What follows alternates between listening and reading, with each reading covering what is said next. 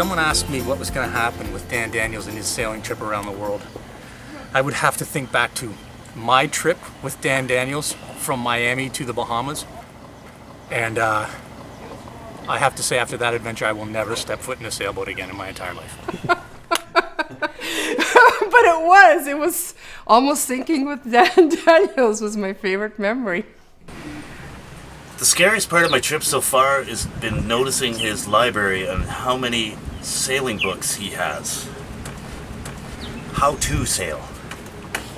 So Dan picks me up from the airport in a dinghy, and night is falling. We're traveling to the boat, and the engine dies. And we have no forms of safety, no oars, no flares, no flashlight, no radio, just my phone with a little light and the false hope that we were actually going to make it. What's the worst that could happen, really, except us drifting out to sea and getting lost and dying? So, is he the worst sailor ever? In a dinghy, yes. Commanding a larger vessel? What do you think?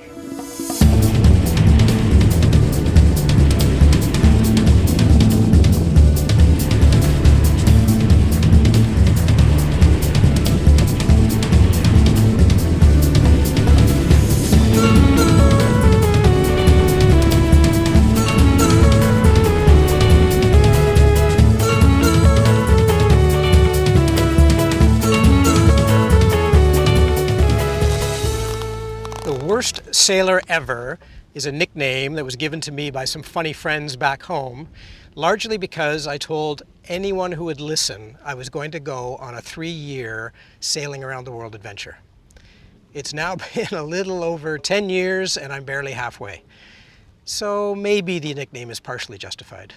But you know what they say about best laid plans.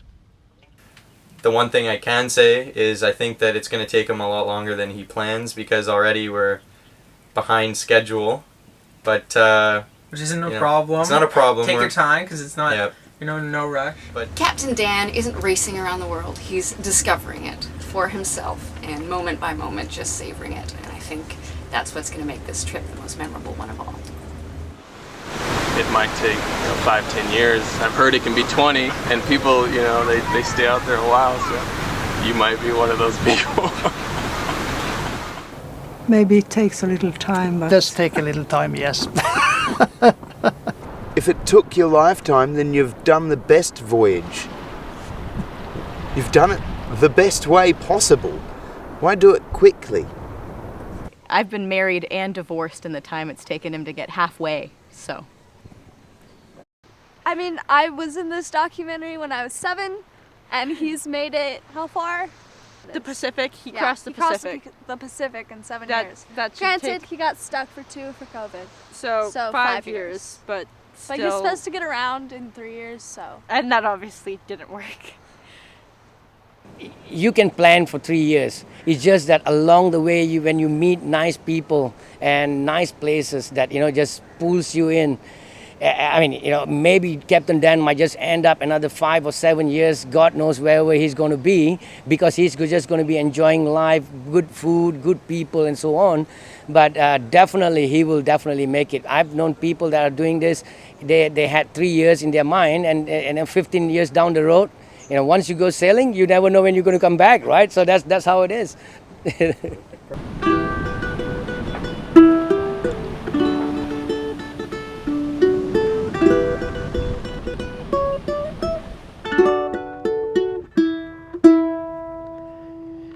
My many mishaps and misadventures played a role in securing the worst sailor ever nickname. One fine example is falling overboard the first time I went sailing alone. I had this bright idea to sail across Lake Ontario from Toronto to Hamilton, where my mother was living, so we could have a visit and I could show her the new boat. So I let go the mooring lines in Toronto Harbour, and as I was about to leave, I looked over and noticed my neighbours were enjoying a quiet Sunday brunch in the cockpit of their sailboat. So I waved enthusiastically and shouted, "Hey, I'm sailing alone for the very first time," and then crunch! I drove right over my own dinghy and sunk it. When I saw the oars floating past, I scrambled to retrieve them, reached out a little too far, and fell overboard.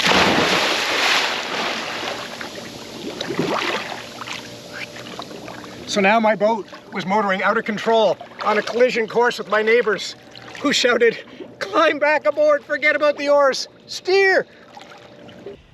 Foolishly undaunted, I continued with my plan and headed for open water, where I discovered that I had the entire lake to myself. No one else was out sailing.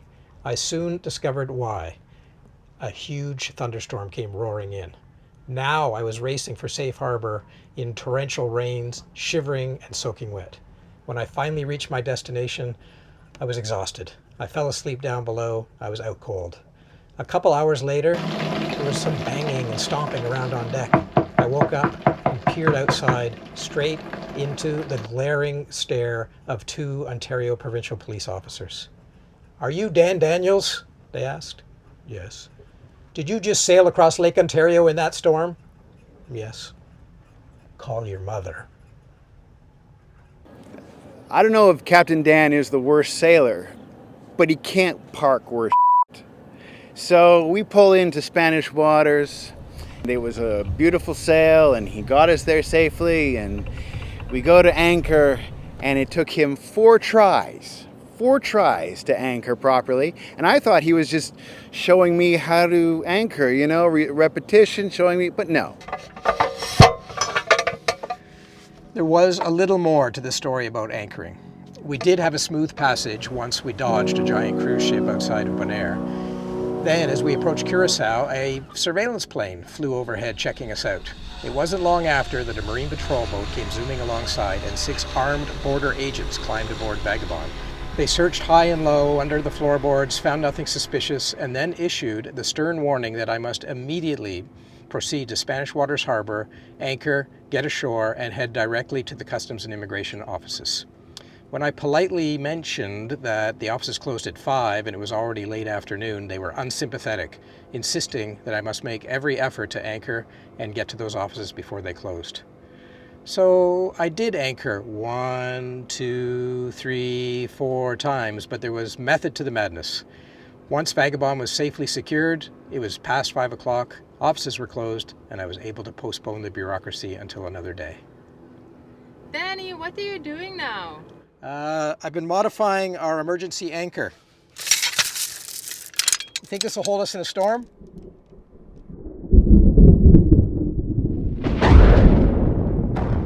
We ended up sailing through a lightning storm with what you might call a lightning rod as our mast on the sailboat. And I can just remember my dad yelling at my brother and I not to touch any metal. Was it fun? Yeah. Would you like to do that again tomorrow? No. Y a medio camino, una tormenta, pero nos estábamos empapando, así pasaba el agua por todos lados. Horrible. Y el barco, bueno, de milagro, qué miedo. I saw the mooring ball for Vagabond launch into the air, and then Vagabond started to very rapidly drift away. I also noticed that Captain Dan was in the cockpit of Vagabond reading a book while this was going on.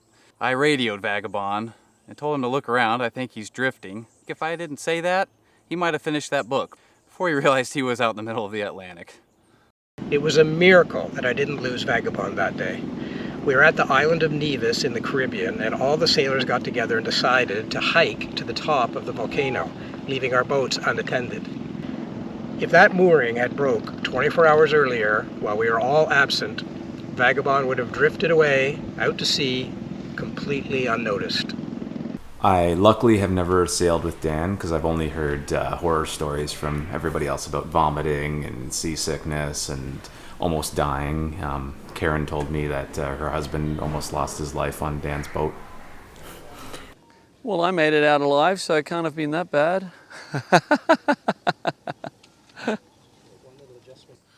I see 100 yachts each year. These sails have hardly been used. This guy must be the worst sailor I've ever met because he doesn't use his sails. Is he a sailor or is he a powerboatie? Dan's dinghy, I just see it like a mile, you know, out into the Atlantic Ocean, and I had to jump in fully clothed. You know, the guys are just standing there. Dan is like, he doesn't know what to do. It's as if he couldn't swim or something, and I had to jump in and retrieve the dinghy. Running out of gas can be a problem, losing the dinghy for sure. Maybe you make up with it with great chocolate cake. Do you remember when we lost the dinghy? I remember it was Nihon Beach in Thailand. That's right, and we had taken the dinghy to the beach. To get it to clean the hull because it was full of barnacles. And it was very hot, blazing hot, and so when we were finished, we thought, let's reward ourselves. Yeah, you took me for a paddle around the anchorage, and when we got back, when we were about 300 meters from Vagabond, we saw that the dinghy was gone. While we were enjoying a paddle around the harbor, the dinghy went off on its own to cross the Indian Ocean without us. And then you saw on the horizon, there was a dinghy that looked similar to ours. So you asked me to get the binoculars, and then you saw it's actually our dinghy. Yeah, we were very, very fortunate. The famous cruising Kiwis, the New Zealand family, saw our dinghy going off on its solo voyage, and so they went and fetched it and brought it back, and they were very gracious and humbly told us that they'd had a very similar mishap themselves, and were happy for the opportunity to help us out. So it's quite nice actually that we have got the opportunity, or had the opportunity just now, to pay it forward. So you can just see those guys disappearing over there. That's the Canadian guy who we saved their dinghy yesterday. There's some kayakers. Hello! Hello there! Hello! Ahoy! Hey, is this dinghy for sale? Ah! It looks really familiar. The irony is, we took it to the beach today, flipped it over, scraped all the barnacles off, got it all perfectly clean. Took it back to the mothership and decided we deserve a kayak ride.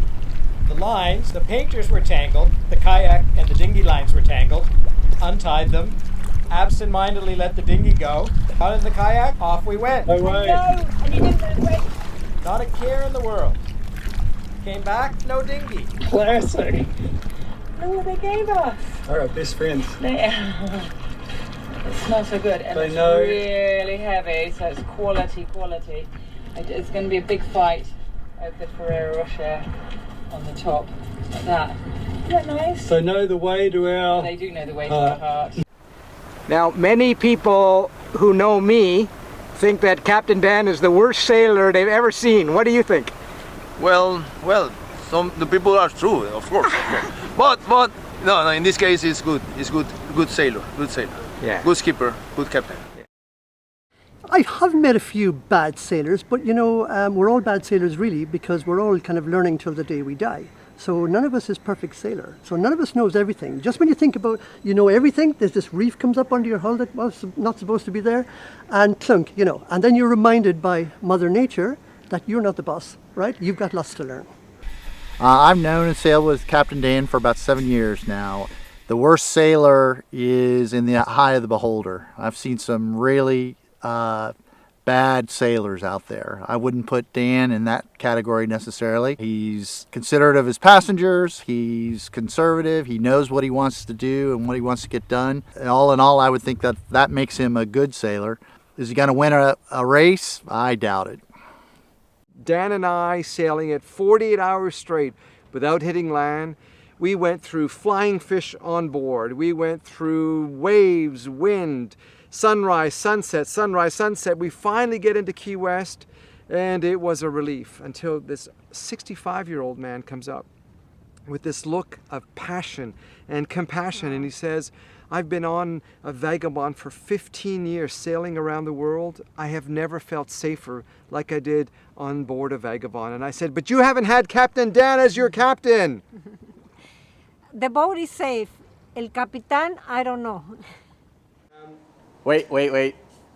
If he's not a good sailor, he's an amazing human. Well, contrary to popular belief, I'd say Captain Dan's actually a pretty great sailor. You know, I've definitely enjoyed sailing with him. He's taught us a lot, taught me a lot. Definitely knows what he's doing. So. Now, do you think Captain Dan would have been able to make it from the Dominican Republic here to the Virgin Islands without your help? Very slim chance, yeah. Very slim chance. No, I'm kidding. No, he's a good captain. He's a good sailor. I enjoyed being with him. I learned a lot. I think Dan's actually really brave. I think he's liberated. I think he's thrown off the shackles of whatever goals he originally set, and I think he's just sort of reprioritized. And I think he's a good traveler, a good adventurer. I can't really weigh in with any authority on whether he's a good sailor or not. No, he's not the worst sailor because he's made it to New Zealand, and New Zealand's a fair way from Vancouver, so quite a few of them don't make it here. I think, Captain Dan. About Captain Dan, yes, some people have said that he's the worst sailor in the world. Yeah, they're probably bloody right.